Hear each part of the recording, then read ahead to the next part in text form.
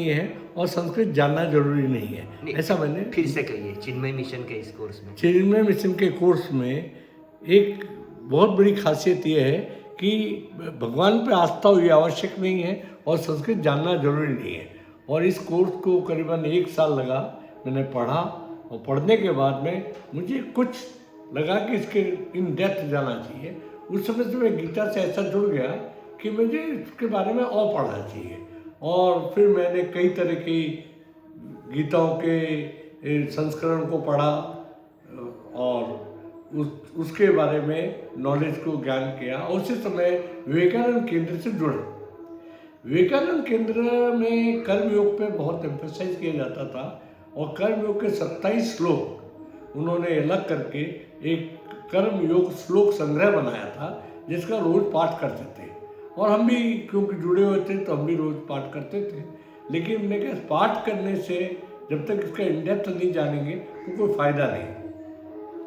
तो उसके बारे में मैंने फिर ये किताब लिखी जो सफलता सूत्र और कर्मयोग श्लोक संग्रह with the way to success.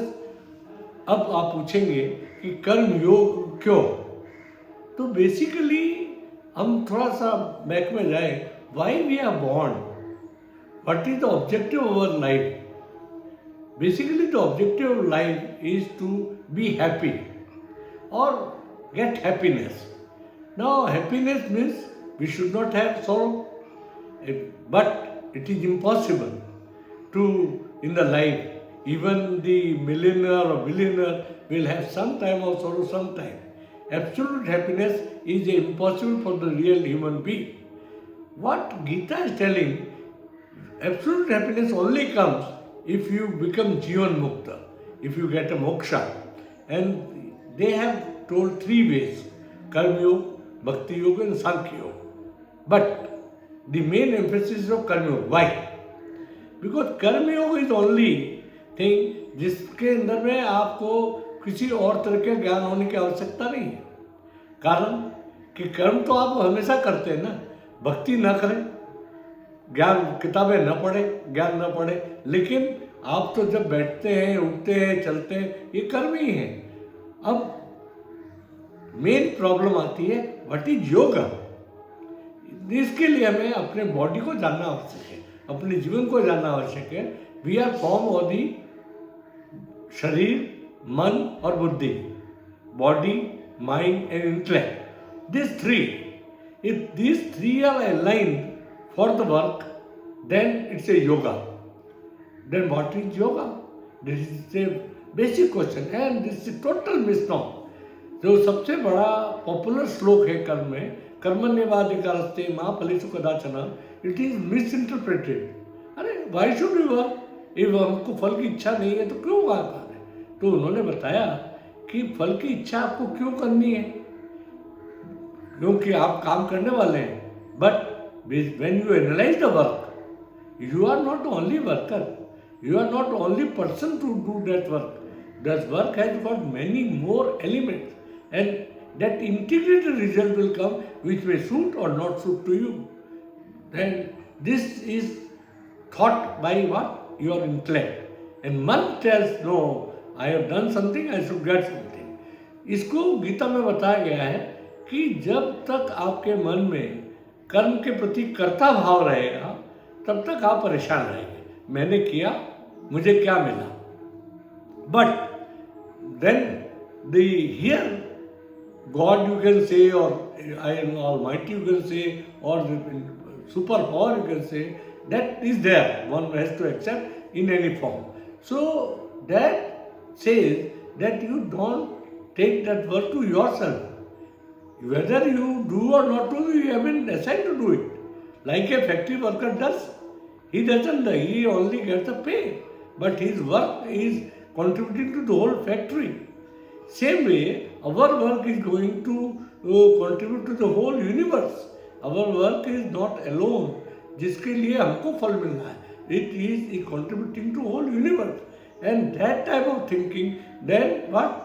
The universal, that integration is to be done. How? That we must dedicate this work to the creator of this universe. then only we will be free from the phala asakti से मुक्त होंगे. We will not have attachment to this because we know this. If जगत का भला होना है तो हमारा भला तो अपने आप होगा. तो ये एक चीज, ये गीता का बेसिक सिस्टम है. अब हम समझे कि कर्म की ऐसा करें क्यों, कैसे करें और क्या करें, यही पूरा कर्मयोग का आशय है. तो कर्म को समझना है, क्यों करना है इसको समझना है.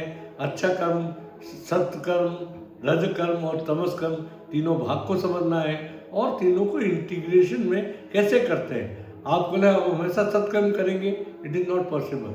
We are formed on three गुणा, सत रज कर्म तम, because nobody is there which है ओनली सत, only raj or only tam. So if he is there only in Sat, then he is not of the member of this universe. If he is a member of this universe, he must to have some amount of raja, some amount of tama, some amount of sata. तो सत को बढ़ाना है, कर्म को घटाना है. इसका इंटेलेक्ट अगर हम साइंटिफिक बात बताएं तो इतने लोग दुनिया में, millions of type of people. How? आपने प्रिंटर देखा है, प्रिंटर में 3 इंक होती है, रेड, येलो, ब्लू, और उससे हमें मिलियंस ऑफ कलर बनते हैं. सेम वे इस 3 गुणों से millions of type of the people are there. यहाँ पे भगवान ने कहा कि कर्म अधिष्ठानम तथा कर्ता कर्णम तपतपिदु. अरे ये कर्म करने में 5 एलिमेंट और हैं, जिसमें देव भी एक एलिमेंट है, और तुम अपने आप को उसका कर्ता कैसे मान सकते हो. जब ये चीज़ आपको समझ में आ जाएगी तो आपके कर्म प्रवृत्ति आसक्ति अपना खत्म हो जाएगी. जब कर्म के बारे में फल की चिंता नहीं होगी तो energy will increase, because energy you are wasting about the thinking of the phala will come for the execution of the karma. Execution karma में your absolutism will come.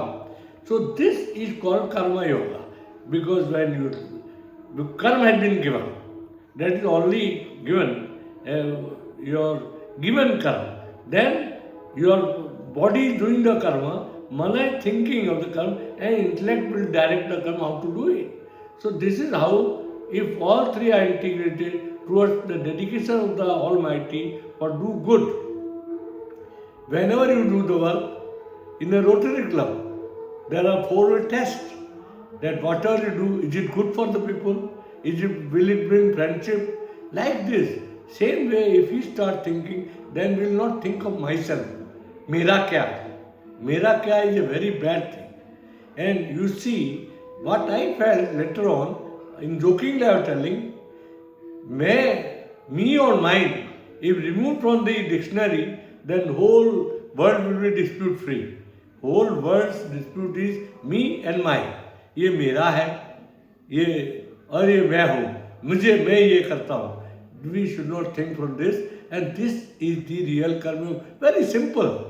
But one say, अरे योगी लोग तो कुछ काम नहीं करते. Nobody can. Nobody in the world can live without karma. If you are sitting, you are karma. If you are sleeping, it's a karma. So karma is everywhere. न कच्चित क्षण में भी जातु तिष्ठित कर्म कृत. एक क्षण भी नहीं जाता है जब आप काम नहीं करते हैं. बस काम करते वक्त ईश्वर को ध्यान में रखना है और उसके प्रति अपना कर्तव्य हो जाए. जैसे हम अपने किसी कंपनी में काम करते हैं तो अपने मैनेजमेंट को ध्यान रखते हैं कि नहीं, कि हमका कैसे कंपनी आगे बढ़े. एक अच्छा वर्कर तो यही रखेगा. इसीलिए एक अच्छा जीव प्राणी अगर हम हैं, इस संसार के प्राणी हैं, तो इस संसार का कैसे भला हो, ये सोचे हुए हम काम करेंगे तो ये सच्चा कर्मयोग है.